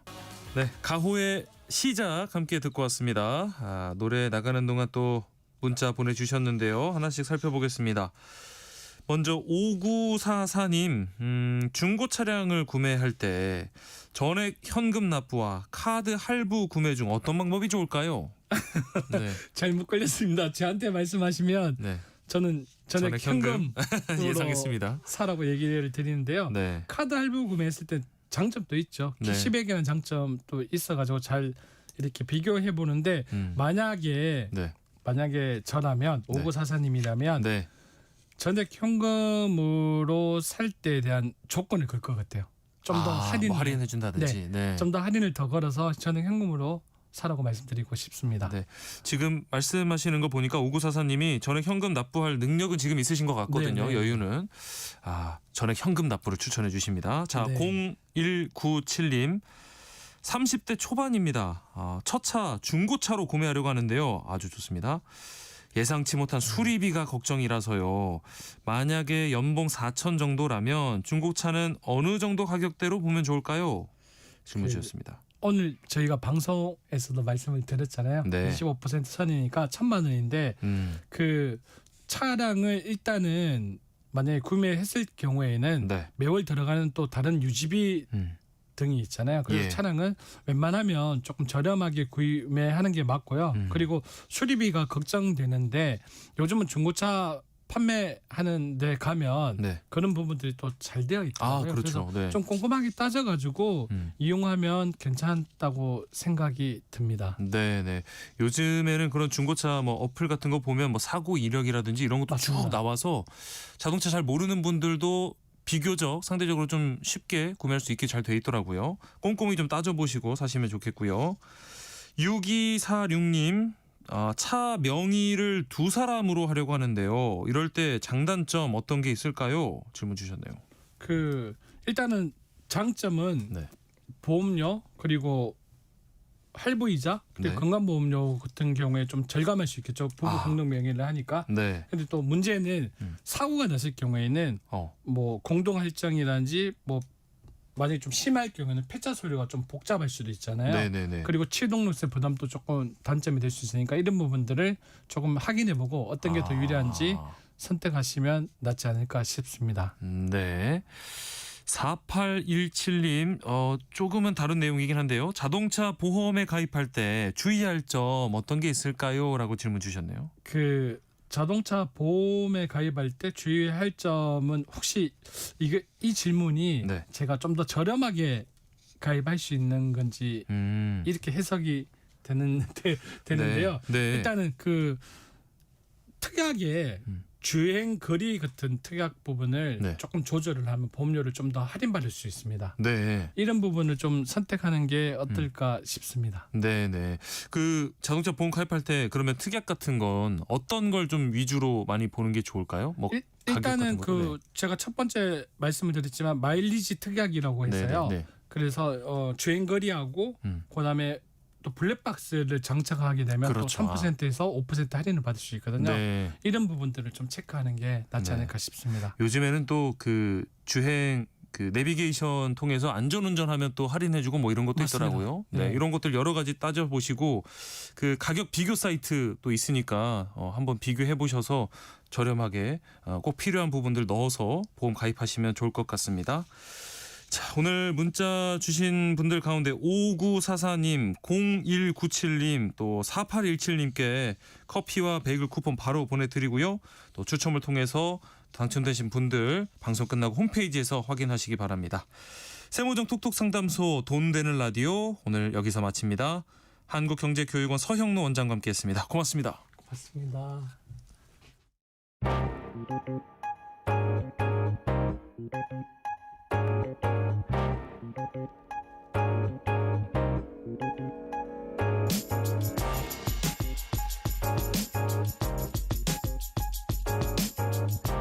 과학의 시선으로 우리 일상을 돌아보는 한낮의 과학실 동아SNC 이충환 편집위원과 함께합니다. 어서 오십시오. 네, 안녕하세요. 자, 오늘은 어떤 이야기를 가지고 오셨을까요? 가을이 되면 괜히 마음이 조금 부드러워지고 사랑 관계도 좀 다시 돌아보게 되잖아요. 예. 네, 그래서 오늘은 마음과 연결된 주제를 준비했습니다. 네. 성호르몬 그리고 요즘 화제가 되는 애견남 테토니아 이야기입니다. 애견남 테토녀. 저도 애견남 소리를 조금 듣는데 이게 요즘 이 뭐 젠지 세대, G세대에서 많이 사용하는 신조어로 알고 있는데 원래는 그러니까 호르몬을 뜻하는 용어에서 따온 거죠? 네, 맞습니다. 네. 에겐남은 에스트로겐이 상대적으로 높은 남성을 뜻하는 말이고요. 네. 그래서 말이 부드럽고 말씀하신 것처럼 공감 능력이 좋고 감정 저요? 표현 잘하고 예. 그리고 상대방 말을 잘 들어주는 그런 스타일입니다. 저네요. 네. 예를 들면 네. 뭐 잔잔한 로맨스 영화 속 남자 주인공 느낌 네, 이렇게 보실 수 있고요. 네. 반면에, 넘어가시죠. 예. 반면에 테토녀는 네. 테스토스테론 비율이 높은 여성을 말합니다. 예. 그래서 결정을 빨리 하고 추진력이 있고 행동으로 밀어붙일 줄 아는 여성. 말하자면 직진하는 언니, 뭐 일머리 빠른 리더형 같은 느낌입니다. 네, 네. 그러니까 예전에는 선머슴 같은 여자, 뭐 계집애 같은 남자, 뭐 이렇게 다소 부정적인 뉘앙스의 표현을 썼잖아요. 근데 네, 요즘에는 개인의 성향과 특성을 이제 화학물질인 호르몬으로 해석해서 약간 중립적이고 긍정적으로 바라보는 그런 요즘 세태를 반영했다고 볼 수 있겠습니다. 맞아요.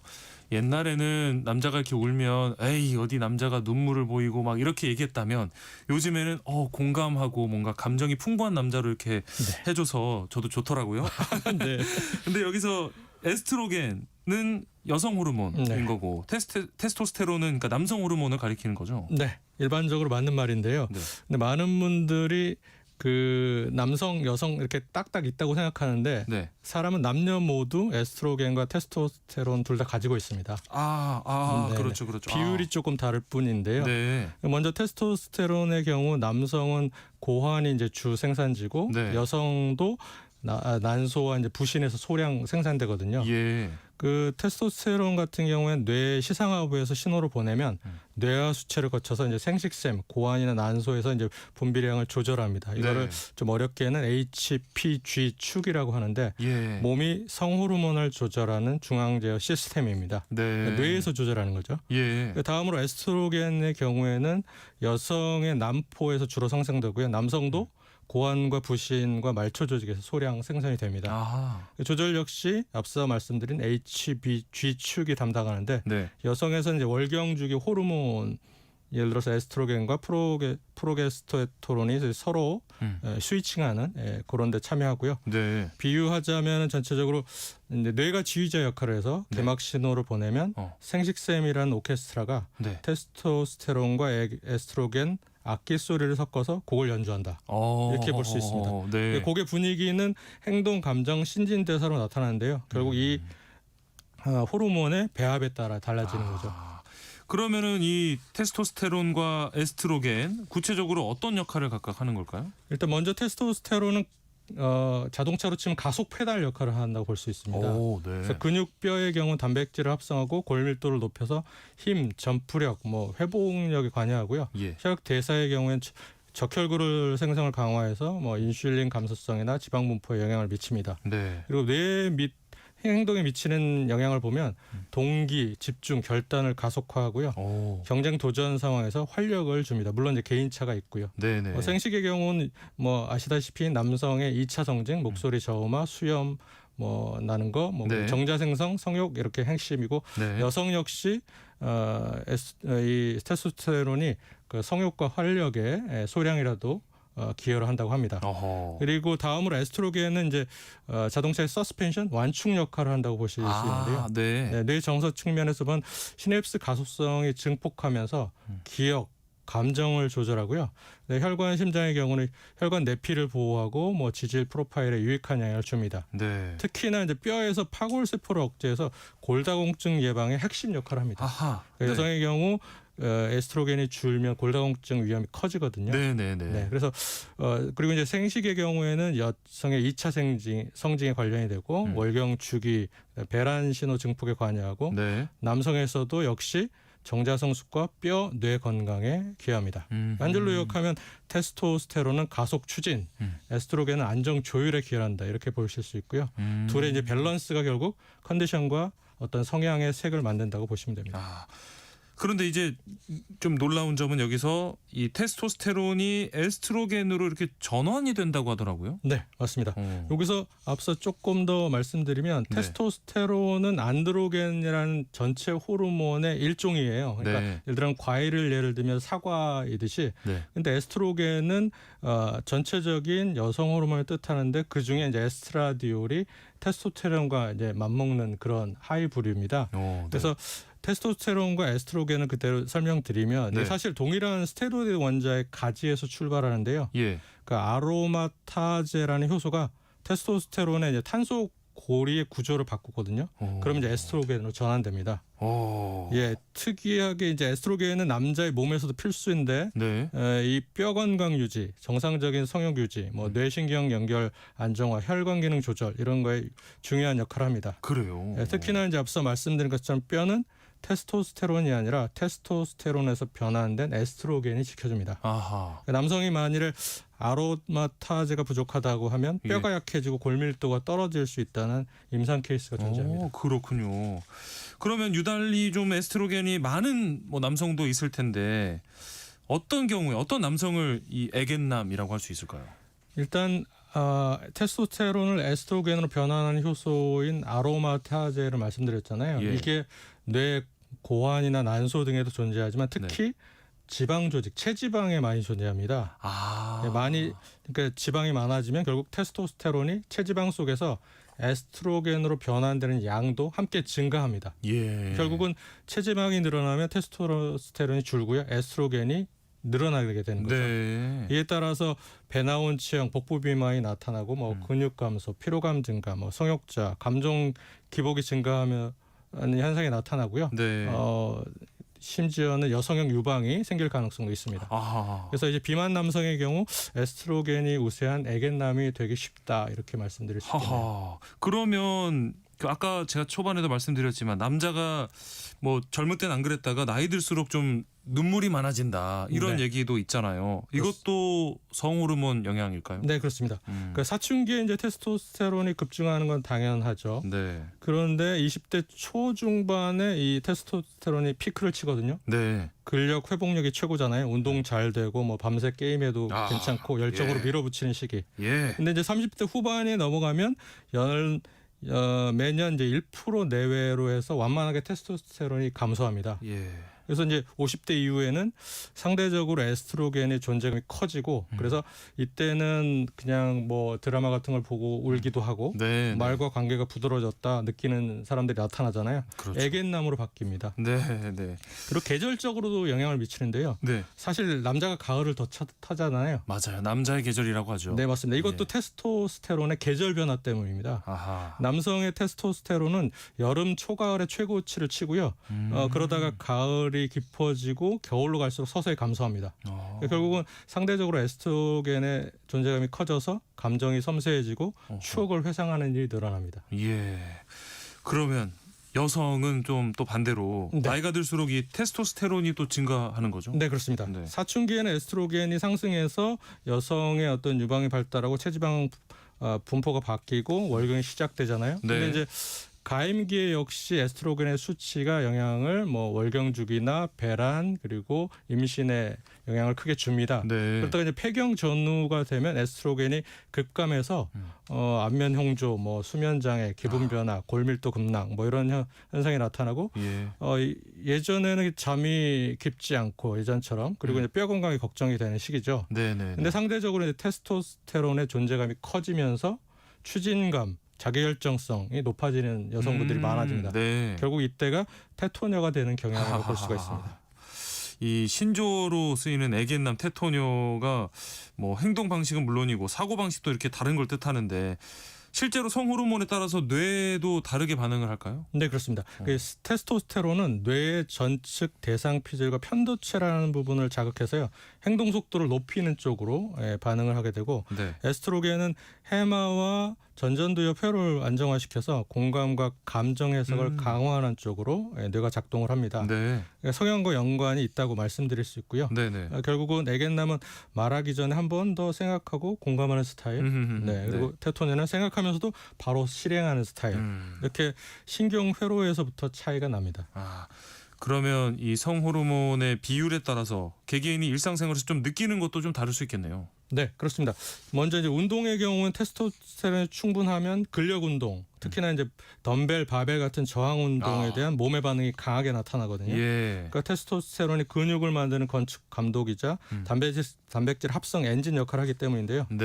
반면에 에스트로겐은 흔히들 이제 감정 호르몬 정도로 알고 있는데 실제로는 운동 능력과 이제 부상 예방, 관절 뼈 건강 유지에 또 핵심적인 역할을 합니다. 뼈, 그래서 계속. 여성 운동 선수나 이제 폐경 전후에 이제 여성에게 매우 중요한 호르몬입니다. 그리고 컨디션과 이제 기분을 살펴보면 테스토스테론이 저하되면 무기력, 동기 저하, 뭐 가을을 타는 뭐 이런 현상이 나타나고 에스트로겐이 저하되면 수면, 뭐 열감, 정서 기복, 그리고 피부나 점막 건조로 나타나기 쉽습니다.